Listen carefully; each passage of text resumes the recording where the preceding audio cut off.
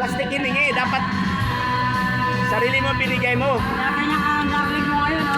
Oh. Ayan, palusoy. Ay, sarap. May natsampan akong gulay. Alam mo kasi nagluto nito. Ah? Boss namin. Wow. Kasi wala yung tagaluto, kaya siya nagluto. Wow. Dati naman kasi nagluluto yan.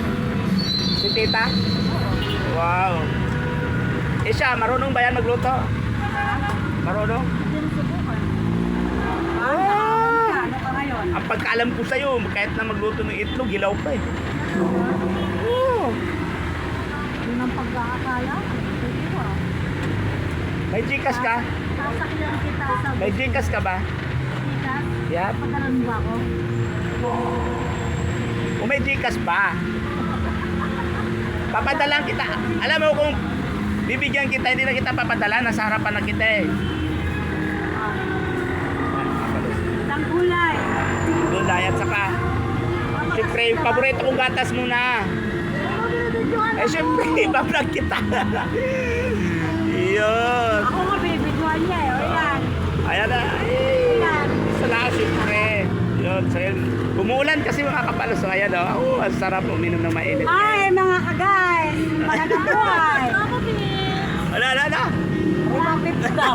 Sabong nyo na, ripapips. Alam na na. Ay, isa nito oh. Ba't ang ganda mo ngayon? Minsan, haggard ka. 40 lahat.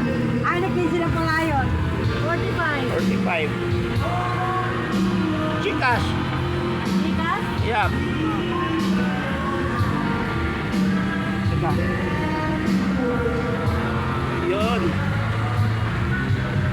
Ay, Gcash nga. Meron niya. Ito yung suki ko. Smile ka muna. Hello. Batiin mo asawa ko.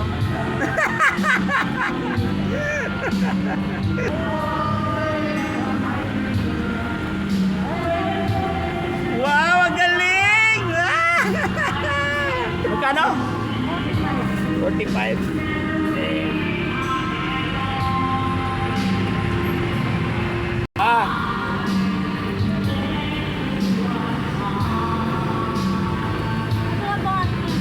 Thank you. Ayan. 45 oh. Katsambang ko gulay. Wow, mga kapalos, paborito rin kapalos tapan, gulay. Thank you.